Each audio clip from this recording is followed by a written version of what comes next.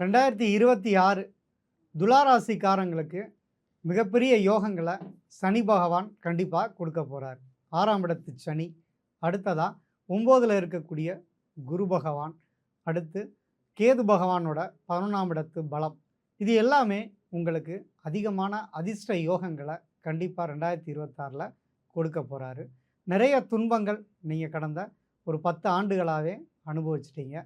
உங்களால அடுத்தடுத்த கட்டத்துக்கு போக முடியாத சூழ்நிலைகள் இருக்கவங்களுக்கு, இந்த ஆண்டு உங்களுக்கு சுபிட்சம் பெறக்கூடிய ஆண்டா கண்டிப்பா இருக்கும். அதை பற்றி விரிவா நம்ம ஐயா சொல்லுவார். துலாம் ராசியை பொறுத்தவரை இந்த ஆண்டு வந்து ரொம்ப யோகமான ஆண்டுன்னு தான் சொல்ல முடியும். ஆனா வந்து 6ஆம் இடத்துக்கு சனி போறார். அது ஒரு இக்கு வைக்கணும் நம்ம. இதில முக்கியமா கவனிக்க வேண்டிய விஷயம் என்னன்னா, ஆண்டு தொடக்கத்திலேயே வந்து பார்த்தீங்கன்னா, குரு பகவான் வக்ரமாகி இருக்கிறார். அப்ப அகல கால் வச்சிருக்கும்போது என்ன பண்ணுவார்ன்னா, உங்களுக்கு பொருளாதார நெருக்கடிகள குடுப்பார். ஒரு தொழிலாளர்ல வந்து பார்த்தீங்கன்னா, தொழில விரிவாக்கம் பண்றதுல சில சிக்கல்களை குடுத்து விடுவார். பணப்பற்றாக்குறை ஏற்படுத்துவார், பண தட்டுப்பாடை ஏற்படுத்துவார். அது ஒரு பெரிய பிரச்சனை. அதுக்கடுத்து வந்து பார்த்தீங்கன்னா, 9ஆம் இடத்து குரு பகவான் வந்து பார்த்தீங்கன்னா, அதுக்கு அடுத்து வக்ர காலத்தை முடித்துவிட்டு 9ஆம் இடத்து குரு பகவான் வந்து பயணமாகிட்டு இருப்பார். மே மாசம் 26ஆம் தேதி வந்து பார்த்தீங்கன்னா, குரு பெயர்ச்சி ஆகும்போது வந்து 10ஆம் இடத்துக்கு போவார். 10ஆம் இடத்துக்கு போறது, அதுக்கப்புறம் 11ஆம் இடத்துக்கு போறது, இது எல்லாம் சேர்ந்து அவங்களுக்கு வந்து பார்த்தீங்கன்னா, சில பொருளாதார நெருக்கடி இந்த ஆண்டை பொறுத்தவரை பொருளாதார நெருக்கடி இருக்கும். அதுக்கு தகுந்த மாரி வந்து சனி பகவானும் வந்து பார்த்தீங்கன்னா, 6ஆம் இடத்துக்கு போறதால லோன் வாங்குறது, கடன் வாங்குறது, தொழில் நிறுவனத்து மேல கடன் வாங்குறது, இஎம்ஐல பைக் வாங்குறது, இஎம்ஐல கார் வாங்குறது, இப்படி இந்த ஆண்டை பொறுத்தவரை இஎம்ஐ கட்டுற ஆண்டு, லோன் வாங்குற ஆண்டு, லோன் கட்டுற ஆண்டு, கடன் வாங்குற ஆண்டு, நகைய அடகு வைக்கிற ஆண்டு அப்படின்ற மாரி தான் இருக்கும். ஆனா, இதுல ஒரு பெரிய பிளஸ் உண்டு. என்னன்னா, 5ஆம் இடத்துல ராகு.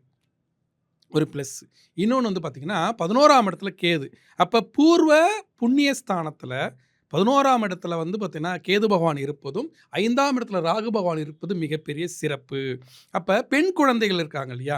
பெண் குழந்தைகள், பெண் குலதெய்வம். உங்களுக்கு வந்து பார்த்தீங்கன்னா, ஒரு சிலருக்கு பெண் குலதெய்வம் இருக்கும். அந்த பெண் குலதெய்வத்த வழிபடுறது. அதேமாரி வந்து அம்மன் வழிபாடு. அம்மன் வழிபாடு அம்பாள் வேற, அம்மன் வேற. அம்பாள் என்பது சாமியோட இருக்கிறது. கணவனோட சேர்ந்த மனைவி. அம்மன் என்பது வந்து பார்த்தீங்கன்னா, தனிச்சு இருக்கக்கூடிய பெண் தெய்வம். திருவேற்காடு கருமாரியம்மன், சமயபுரம் மாரியம்மன், அதேமாரி வந்து புன்னைநல்லூர் மாரியம்மன் இப்படி அம்மன் வழிபாடு செய்யும்போது, அவங்களுக்கான அந்த 5ஆம் இடத்து ராகு வேலை செஞ்சு, கடன்லேருந்து கடன கட்டுக்குள்ள வைப்பாரு. உங்களுக்கு இஎம்ஐ கட்ட வைப்பாரு. அதேமாரி வந்து பார்த்தீங்கன்னா, பொருளாதார தட்டுப்பாட வைப்பார். அப்ப இந்த கடனால வந்து குடும்பத்தில பிரச்சனைகள் வந்துரும். அப்ப இந்த ஆண்டை பொறுத்தவரை கடன் வாங்குவதில் எச்சரிக்கையா இருக்கணும். கடன வாங்கி தொழிலை விரிவாக்கம் பண்றது, கடன வாங்கி வீடு கட்டப் போறேன், கடன வாங்கி நான் வெளிநாடு போறேன் அப்படின்னா, அந்த கடன்ல எச்சரிக்கையா இருந்து கடனை எப்படி அடைக்கப் போறோம், அது நமக்கு தகுதியா, தகுதி இல்லையா அப்படின்னு ஆய்வு செஞ்சுக்கணும். அம்மன் வழிபாடு செய்யணும். இதுல முக்கியமா இந்த ஆண்டை பொறுத்தவரை செய்ய வேண்டிய அம்மன் அப்படின்னா என்னன்னா, நீங்க வந்து இந்த ஆண்டை ஆள்வது அருணாச்சலேஸ்வரர்ன்னு சொல்லியிருக்கேன். இதுல வந்து அம்மணி அம்மன்னு ஒருத்தங்க இருப்பாங்க. அம்மணி அம்மன் கோபுரம்னே இருக்கும். இந்த அம்மணியம்மன் வழிபாடு செய்கிறது. அதுக்கடுத்து வந்து பார்த்தீங்கன்னா, இப்ப கோயம்புத்தூரா இருந்தா வந்து பார்த்தீங்கன்னா, கோணியம்மன வழிபாடு செய்றது. தஞ்சையா இருந்தா புன்னைநல்லூர் மாரியம்மன செய்றது. அதேமாரி வந்து திருச்சினா வந்து சமயபுரம் மாரியம்மன். அருகில் உள்ள அம்மன் கோயிலுக்கு ஞாயிற்றுக்கிழமை ராகு காலத்தில போயி, எலுமிச்சம்பழ மாலை போட்டு வேண்டிக்கிட்டே இருந்தீங்கன்னா, இந்த ஆண்டு உங்களை கடனில்லாத ஆண்டாக வைத்து, தொழில்ல, வியாபாரத்தில, அதேமாரி படிப்புல எஜுகேஷன் லோன்லாம் போட்டுருவாங்க.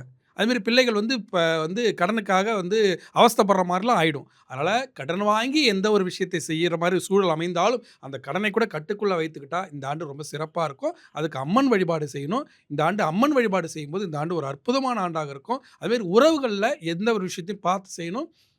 உறவுகளை பகைத்துக் கொள்ளக்கூடாது. நிம்மதியாக இருக்கிறதுக்கு உறவுகளை அனுசரிச்சு போனீங்கன்னா, இந்த ஆண்டு ஒரு அற்புதமான ஆண்டாக துலாம் ராசிக்காரர்களுக்கு அமையும்.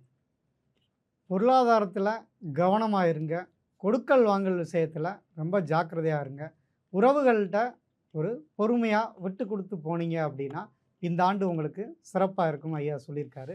குறிப்பா அம்மன் வழிபாடு. தனித்து இருக்கும் அம்மனுக்கு ராகு காலத்தில எலுமிச்சை மாலை போட்டு வழிபட்டீங்க அப்படின்னா, உங்களுக்கு கஷ்டங்கள் தீரும். பொருளாதார உயர்வு கண்டிப்பா உங்களுக்கு ஏற்படுத்தும். ஐயா நீங்க. இந்த துலா ராசிக்காரங்களுக்கு பார்த்தோம்னா, அதாவது வந்து இருக்கிறதிலே பெனிஃபிட் அதிகமா பெறக்கூடிய ராசி 2026ல அப்படின்னா, ரிஷபம், துலாம், அப்புறம் மிதுனம், மகரம். ஓகேங்களா? ஸோ அப்படி பார்க்கும்போது துலாம் வந்து சூப்பரா இருக்கு அப்படின்னு சொல்லலாம்.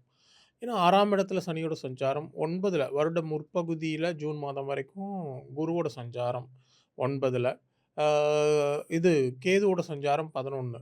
ஆ இது எல்லாமே 5ஆம் இடத்துல இருக்கிற ராகுவோட சஞ்சாரம் மட்டும் கொஞ்சம் வீக்கு.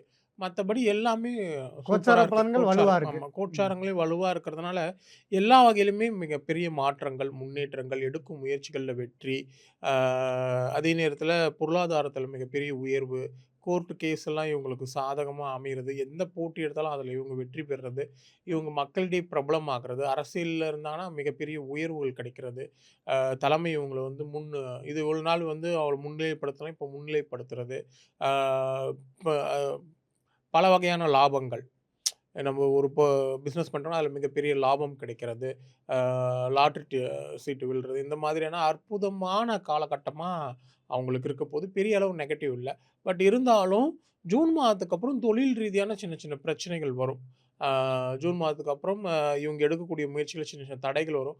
பெருசா பயப்பட வேண்டிய அவசியம் கிடையாது.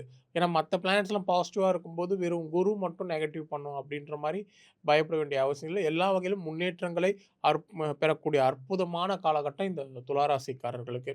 இவங்களுக்கான பரிகாரம் அப்படின்னு பார்க்கும் பொழுது, ஆ திருமணம் ஆனவர்களா இருந்தா, அவங்க மாமியாருக்கு வந்து புடவை எடுத்து குடுத்து அவங்ககிட்ட ஆசீர்வாதம் வாங்கிக்கணும் ஒரு வெள்ளிக்கிழமையில. அதே மாதிரி திருமணம் ஆகாதவங்க அப்படின்னா, அவங்களுடைய சொந்த அத்தை இருப்பாங்க இல்லையா? அவங்களுக்கு வந்து ஒரு புடவை எடுத்து குடுத்து அவங்ககிட்ட ஆசீர்வாதம் வாங்கிக்கணும். அது வந்து இவங்களுக்கு ஒரு சிறந்த பரிகாரமா இருக்கும். துளாராசிக்காரங்களுக்கு கிரகங்கள் எல்லாமே சுபத்தன்மையோட நல்லா வலுவா இருக்கிறனால, உங்களுக்கு அதிக அதிர்ஷ்டங்கள் தரும்னு ஐயா சொல்லியிருக்காரு. மேற்கொண்டு நீங்க இன்னும் நல்ல ஒரு முன்னேற்றம் அடையணும் அப்படின்னா, மாமியாருக்கு நீங்க சேலை வாங்கி குடுக்குறது.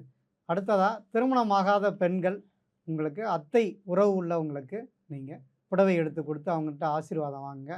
உங்களுக்கு கண்டிப்பா நல்ல ஒரு முன்னேற்றத்த நீங்க கண்டிப்பா அனுபவிக்க முடியும். ஐயா நீங்க சொல்லுங்க.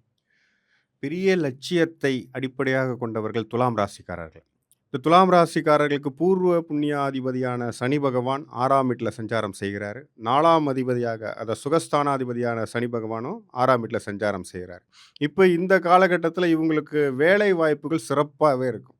அந்த 6ஆம் அதிபதியான குரு பகவான் 10ஆம் வீட்டில உச்சம் பெற்று அது சனியை பார்ப்பது தொழில்ல, அதாவது அடுத்த நிலைக்கு போகக்கூடிய சூழ்நிலை கண்டிப்பாக ஏற்படும்.